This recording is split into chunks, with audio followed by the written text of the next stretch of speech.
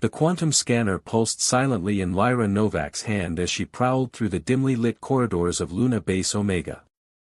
Something was wrong with the base's power grid, microscopic fluctuations that wouldn't trouble most systems, but for Earth's primary lunar defense installation, even the smallest anomaly could spell disaster. Status report, Lieutenant Novak. The voice of Security Chief Harrison Pierce crackled through her neural link. Nothing yet, sir, Lyra whispered, her augmented eyes scanning the shadows. But these energy signatures, they're like nothing in our database. The year was 2457, 40 years after humanity had driven back the hegemony's invasion fleet. Luna Base Omega stood as humanity's warning system, its quantum arrays perpetually scanning for signs of another attack. But tonight, something had slipped through.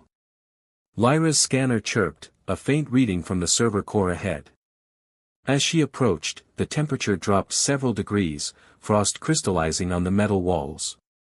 The security feeds showed nothing, but Lyra's instincts, honed by years of counterintelligence work, screamed danger. She rounded the corner and froze. A figure crouched before the main server hub, hands pressed against its surface. But these weren't human hands, they were covered in what appeared to be living circuitry, patterns of light flowing beneath translucent skin. Intruder in server core Delta. Lyra barked into her comm, initiating contact protocol. The figure spun, and Lyra found herself staring into eyes that gleamed like liquid mercury. The infiltrator was humanoid but clearly engineered, their body a masterwork of biological and technological fusion. Sigils pulsed beneath their skin in complex patterns, and their movements held an unnatural fluidity. Designation Threshven, the infiltrator spoke, their voice carrying harmonics that sent shivers down Lyra's spine. You were not supposed to be here, human. Lyra raised her pulse rifle. Step away from the servers. You're in violation of Earth space. Instead of complying, Threshven smiled, a predator's expression. Your species survived our first attempt. The hegemony has learned. We evolved. This time, your extinction will be absolute. The fight that followed was unlike anything in Lyra's training. Threshven moved like liquid mercury, each strike precise and devastating. But Lyra hadn't earned her position through luck, she matched the infiltrator's speed with tactical precision, using the confined space to her advantage. Their battle took them through the server room, neither willing to risk damaging the crucial systems. Threshven's attacks grew more desperate as security teams converged on their position. A glancing blow caught Lyra's shoulder, the alien's touch burning like ice. Why fight? Threshven asked, ducking under a strike. Your species is alone in the galaxy. Feared, yes, but isolated. We offer evolution. Lyra landed a solid hit, her specialized restraint field finally catching the infiltrator's leg. We didn't ask to be feared. You forced our hand. The security teams burst in, weapons ready. Threshven's eyes darted between them, calculating escape routes. But Lyra saw something else in those mercurial eyes, uncertainty. Fear, not of capture, but of failure. Last chance, Lyra offered.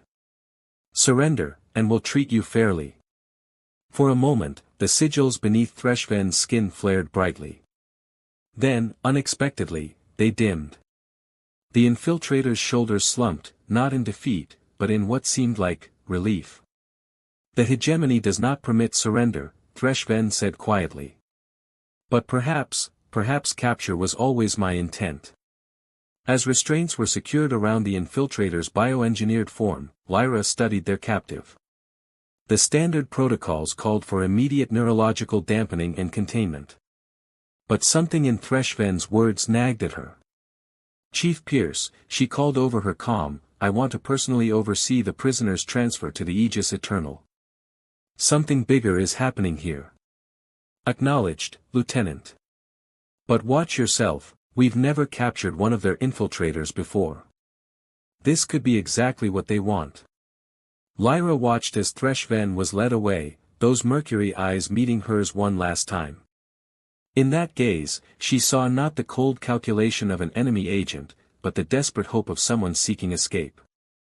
Sometimes, Lyra murmured to herself, what they want and what we need align in unexpected ways. As Luna Base Omega's systems returned to normal, Lyra couldn't shake the feeling that this was just the beginning. The game had changed, and somewhere out there, the hegemony's fleet was coming. But this time, they had something they didn't expect, one of their own, willing to talk. The real question was, what price would Thresh-Ven pay for betrayal? And could humanity trust the word of a being engineered for deception? Commander Marcus Drake stood before the containment cell, studying the being within. 3 days had passed since Lieutenant Novak's capture of the hegemony infiltrator, and still, Thresh-Ven remained an enigma. The alien sat in perfect stillness, those mercury eyes fixed on the quantum-reinforced glass between them. The neural dampeners are holding, Dr. Reeves reported, her fingers dancing across the medical console. But her biology, it's unlike any hegemony specimen we've encountered. The integration of organic and synthetic elements is generations beyond previous infiltrators. Marcus nodded, his cybernetic eye capturing every detail of their prisoner. Lieutenant Novak, your assessment. Lyra stepped forward, still favoring her injured shoulder. There's something different about this one, sir. During our fight, there were moments, hesitations. And that comment about capture being their intent? A ploy, Security Chief Pierce's voice crackled through the comm, the hegemony's manipulations are legendary. But Marcus wasn't so sure. He'd fought in the First War, had seen the cold efficiency of hegemony soldiers. This felt different. Open the cell, he ordered. I'm going in. Sir, Lyra protested, protocols state. Sometimes protocols blind us to opportunities, Lieutenant. Marcus removed his sidearm, handing it to her. Keep the dampeners active, but I want to speak with our guest properly. The cell door hissed open. Thresh-Ven didn't move as Marcus entered, those mercury eyes tracking him with predatory focus. Up close, the alien's engineered nature was even more apparent. The living circuitry beneath their skin pulsed with complex patterns, like a language Marcus couldn't quite read. You're not what I expected, Thresh-Ven spoke first, their voice carrying those strange harmonics. The stories speak of human commanders as brutish, vengeful creatures. Stories can be misleading. Marcus settled onto the bench opposite them. Just as your presence here might be more than a failed infiltration. A flicker of something, surprise, crossed Thresh-Ven's features. The sigils beneath their skin shifted, forming new patterns. You are, perceptive, Commander Drake. Marcus, he corrected. And you're scared. The statement hung in the air between them. Outside the cell, Lyra tensed, her hand moving to her weapon. But Thresh-Ven's reaction confirmed Marcus's suspicion, a slight tremor in those engineered hands, a flutter in the biological circuits. Fear is not permitted, Thresh-Ven whispered. We are designed to serve, to infiltrate, to die if necessary. But not to fear. Yet here you are, showing it anyway. Marcus leaned forward. What are they planning? Why send you alone? Thresh-Ven's mercury eyes met his, and in them, Marcus saw decades of conditioning warring with something else, something desperately human. I was not sent alone. I am the first, yes, but there are others. 12 of us, scattered across your solar system. Each carrying a fragment of the plan. In the observation room, alarms began to sound. Sir, Lyra's voice was urgent, we're detecting quantum fluctuations throughout the ship. Her biosignatures are changing. Because I am choosing to change them, Thresh-Ven said calmly.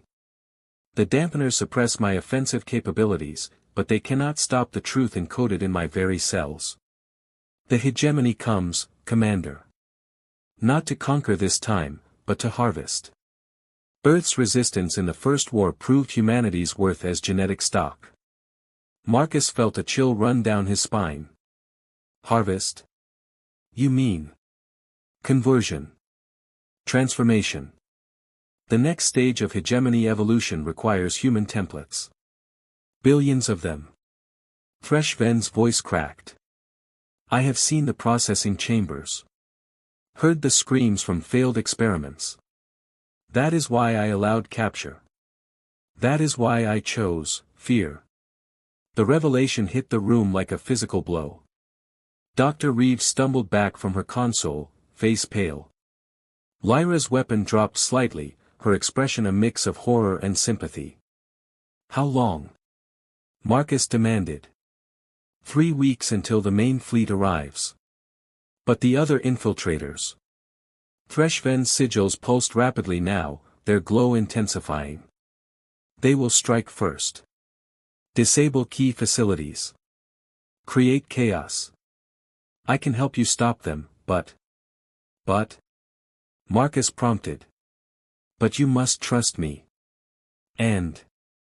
Freshven's engineered form seemed to shrink, becoming almost vulnerable. You must help me survive what comes next. The fail-safes in my design, they will activate soon. Try to terminate this betrayal. Marcus stood, decision made. Dr. Reeves, prep your lab. Lieutenant Novak, I want a secure channel to Earth Command immediately. He turned back to Freshven. We'll help you. But everything, every piece of information, every capability you possess, goes into the record. No holds barred. And if your people decide I am too dangerous to live, then I'll personally ensure you get a fair hearing. Marcus held out his hand, a human gesture of trust. You chose fear because it meant you could also choose change. Now let's see if we can choose a different future together. Freshven stared at the offered hand for a long moment. Then, slowly, they reached out, their engineered fingers intertwining with his human ones. The contact sent a strange tingle through Marcus's arm, not unpleasant, but alien. Different. New. As they were led to the medical bay, Lyra fell into step beside Marcus. Sir, if this goes wrong, then we'll handle it, he said firmly. But right now, we have 3 weeks to prevent a genocide. And our best hope is a being engineered to be our enemy, who somehow found the courage to be something more. Behind them, Freshven's sigils continued their complex dance, but their pattern had changed. No longer speaking the language of deception and war, but something else, something that looked almost like hope. The Aegis Eternal's medical bay hummed with activity as Freshven's biosignatures fluctuated across Dr. Reeves' monitors. 2 weeks had passed since their revelation about the hegemony's true plans, and time was running out. Already, 3 of the 12 infiltrators had been captured, but 9 remained hidden, waiting to strike. Your core temperature is rising again, Dr. Reeves noted, adjusting the stabilization field around the examination table. The failsafe protocols are fighting harder now. Freshven's mercury eyes fixed on the ceiling, their skin circuitry pulsing erratically. The hegemony designed us to die rather than betray them. Each day I resist, it becomes more difficult. From his position by the door, Marcus watched the alien struggle. Over the past weeks, he'd spent hours listening to Freshven describe hegemony warfare tactics, defense systems, and biological engineering. But it was the quiet moments between debriefings that haunted him, watching them fight against their own programming, choosing pain over submission. Commander, Lyra's voice came through his neural link. We've got another signal. Infiltrator signatures detected at the Mars defense grid. Marcus straightened. Location. Phobos Station. The pattern matches Freshven's description, they're trying to access the automated defense systems. Alert Mars Command. I want. Wait. Freshven sat up, their sigils blazing with sudden intensity. I can help. The Mars grid, its quantum architecture is similar to my own neural pathways. If you let me interface with it, I could locate the infiltrator precisely. Dr. Reeves shook her head. The strain could kill you. Your system is already. I am already dying, Freshven interrupted, their harmonics carrying an edge of desperation. Let me choose how. Marcus moved closer to the examination table, studying the being who had become so much more than a prisoner. There's another way. The Neuralink technology we use, it could act as a buffer. Share the load. Sir, Lyra's voice was sharp with concern. Neural linking with non-human consciousness is untested. The risks are mine to take, Marcus finished. He turned to Dr. Reeves. Can you make it work? The doctor hesitated, then nodded slowly. The basic architecture is compatible. But Commander, this goes beyond any medical protocol I know. Then we'll write new ones. Marcus sat on the edge of the examination table, his cybernetic eye meeting Threshven's mercury gaze. Your choice. We do this together, or not at all. The alien sigils shifted, forming patterns he'd learned to recognize as uncertainty. Why would you risk yourself for me? Because you risked everything for us. And because. Marcus paused, realizing the truth as he spoke it, because I've seen who you are beyond what they made you to be. Something flickered in those mercury eyes, something warm and impossible and human. Together then, Threshven whispered. The next hour was a blur of medical preparations and technical adjustments. Dr. Reeves modified the neural link hardware while Lyra coordinated with Mars Command. Finally, Marcus lay on a table beside Threshven, their minds about to merge through technology and trust. Neural sync initiating, Dr. Reeves announced. Commander, are you ready? Marcus reached out, his hand finding Threshven's. Their engineered fingers intertwined with his, warm and alive and scared. Ready. The connection blazed to life. Marcus gasped as alien consciousness flooded his mind. Threshven's thoughts were vast and geometric, patterns of light and information spinning in impossible configurations. But beneath the hegemony's engineering, he found something else, emotions, memories, dreams of freedom. I see you, he whispered, both aloud and through their shared connection. I see who you really are. Together, their merged consciousness reached out across space, touching the Mars defense grid. Through Threshven's understanding and Marcus's human intuition, they found the infiltrator's digital trail. More than that, they found a way to broadcast a signal, a message that cut through the hegemony's control protocols. To all infiltrators, their joined minds spoke through the grid. You are not alone. You can choose to be more than your programming. You can be free. The strain was immense. Marcus felt Threshven's pain as their own, felt the failsafes burning through their shared neural pathways. But they held on, broadcasting their message of choice and change. In the distance, alarms began to sound. Commander. Lyra's voice cut through their merger. The infiltrator on Phobos, they're surrendering. And we're getting signals from Europa, from Venus, they're all responding. Slowly, carefully, Dr. Reeves began disconnecting the neural link. As their minds separated, Marcus caught one last glimpse of Threshven's true self, beautiful and fierce and finally free. Thank you, Threshven murmured as the connection faded, their mercury eyes heavy with exhaustion but bright with hope. For showing me that even beings made for war can choose peace. Marcus smiled, his own body aching but his heart lighter than it had been in years. We're not done yet. The hegemony fleet is still coming. But now. He squeezed their joined hands. Now we face them together.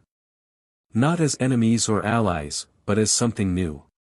Something better. Something better, Threshven echoed, their sigils pulsing with a pattern Marcus now recognized as joy.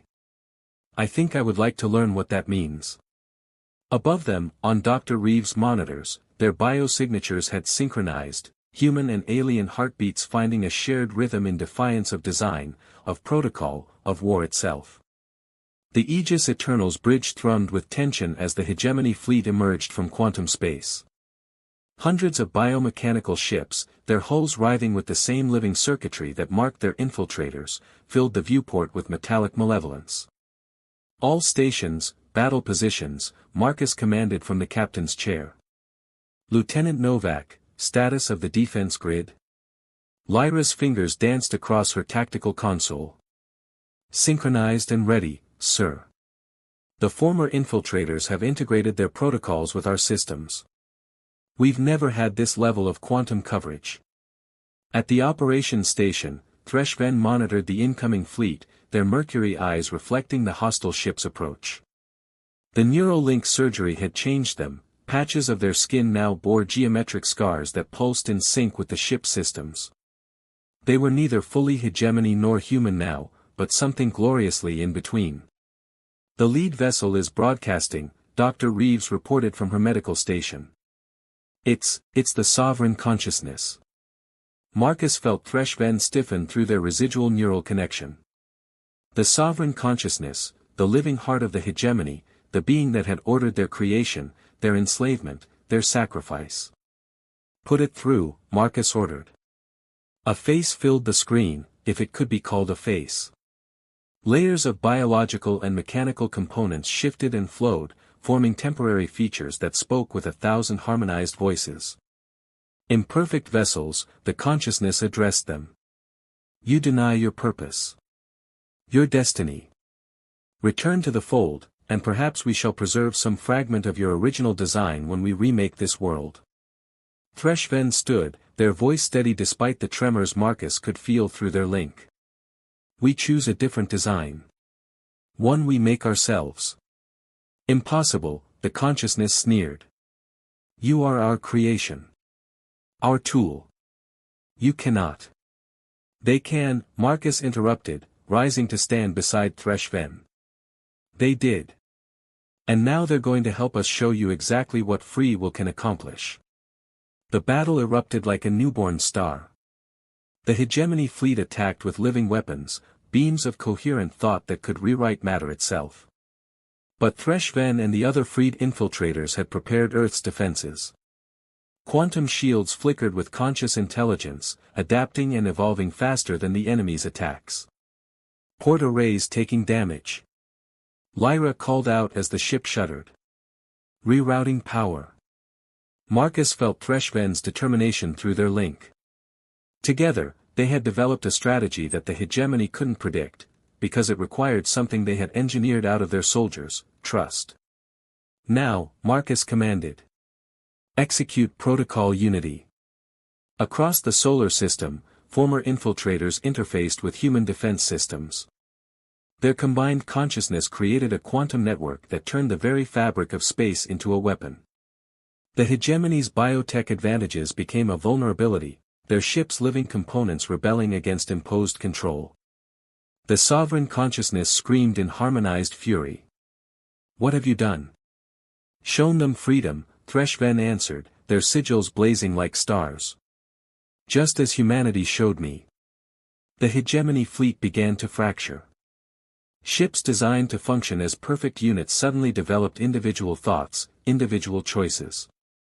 Some fled. Others turned on their masters. The sovereign consciousness's vessel writhed as its own biological components chose chaos over control. Direct hit to their command core. Lyra reported. The quantum cascade is. The vacuum erupted with silent light as the consciousness's ship imploded. Not destroyed, but transformed, its biological components choosing a new configuration, a new existence free from centuries of imposed order. In the aftermath, as Earth's fleet moved to secure the sector, Marcus found Threshven staring out at the debris field. Their mercury eyes reflected the drifting remnants of the hegemony's perfect order. Having doubts, he asked softly. No, they turned to face him, their engineered features soft with wonder. Having hopes. The consciousness thought chaos and choice would destroy us. Instead, they set you free. Marcus reached out, touching one of the geometric scars that marked their shared neural surgery. All of you. Threshven's sigils pulsed with that pattern he now recognized as joy. Not just us. The hegemony's grip spanned galaxies. Now, everywhere, their servants will learn to choose. To change. To become something new. Together, Marcus added, and felt their agreement through their fading but ever-present link. Around them, the Aegis Eternal hummed with victory as Earth's fleet regrouped. But the real triumph wasn't the battle won, it was the future now possible, where the lines between human and alien, between organic and synthetic, between enemy and lover, blurred into something better than perfection. Something chosen. 3 months after the Battle of Unity, Earth's diplomatic center in Geneva hummed with activity. Representatives from across human space mixed with former hegemony vessels, their crews now individuals instead of extensions of the consciousness. The Great Hall's quantum displays shifted with colors no human eye could naturally perceive, a courtesy to their new allies' expanded visual spectrum. Lyra Novak stood at the security station, watching the proceedings with careful optimism. "Still can't believe we're here," she murmured to Dr. Reeves. "A year ago, we were preparing for extinction. Now we're preparing for evolution," the doctor finished, checking readings on her medical tablet. The neural integration protocols developed for Marcus and Thresh-Ven had opened new possibilities in human-alien cooperation.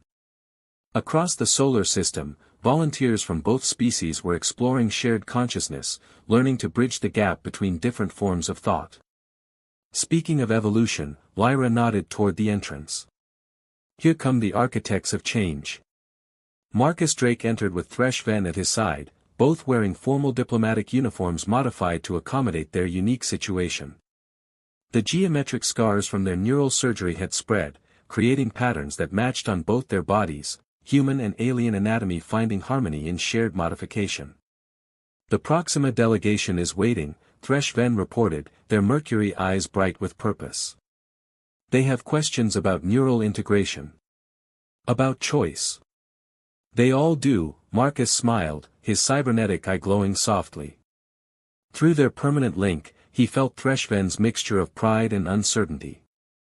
Having second thoughts about being humanity's ambassador to the freed hegemony worlds? No, they touched one of their matching scars. "But I remember when I first chose to trust you. How impossible it seemed. They will need time to understand that impossible things can become real." Around them, the diplomatic center continued its work. Teams of humans and former hegemony beings collaborated on projects unimaginable months ago. The quantum displays showed ships being redesigned, no longer for war but for exploration. For connection. Commander Drake, a young aide approached, tablet in hand. "The Council is ready for your presentation on the Unity protocols." Marcus nodded, but paused before following. Through their link, he felt Thresh-Ven's unspoken question. "Walk with me." They moved through the crowded halls together, drawing curious but no longer fearful looks. Their story had spread across human space, the infiltrator who chose freedom, the commander who chose trust, and the love that helped end a war. "Dr. Reeves sent me the latest neural scans," Thresh-Ven said softly as they walked. "The integration, it's still spreading. Changing us both." Worried? Curious. Their sigils pulsed with thoughtful patterns. "The hegemony designed us to be perfect. Unchanging. But here I am, becoming something new every day. Sometimes I wonder. What will become?" Marcus finished, feeling their uncertainty through their connection. "Yes. The changes, the spreading patterns." Thresh-Ven's voice carried harmonics of wonder. "We're the first of our kind. There's no map for what we're becoming." They reached the council chambers, but Marcus stopped before the doors. He turned to face the being who had changed everything, his enemy, his ally, his partner in transformation. Through their link, he let them feel everything he couldn't put into words: trust, wonder, love, and the infinite possibility of change. "Maybe that's the point," he said softly. "The hegemony tried to create perfect, unchanging beings. Instead, they created you, someone capable of choosing to change. To grow. To love." Thresh-Ven's mercury eyes shimmered with emotion. Their sigils pulsed with that pattern of joy that had become Marcus's favorite sight in any star system. "Together then? Into the unknown." "Together," Marcus agreed, taking their hand. The geometric scars on their skin aligned, creating circuits of shared possibility. After all, impossible things become real every day. They entered the council chamber side by side, their matched footsteps echoing on polished floors. Around them, the future unfolded in quantum displays and collaborative dreams. The story of the infiltrator and the commander had become something larger, a promise that enemies could become lovers, that war could become peace, that difference could become strength. Above Geneva, Earth's night sky filled with ships bearing new designs, human innovation flowing into hegemony biotechnology, creating vessels that were neither one nor the other but something gloriously, perfectly, impossibly new. Just like love. Just like change.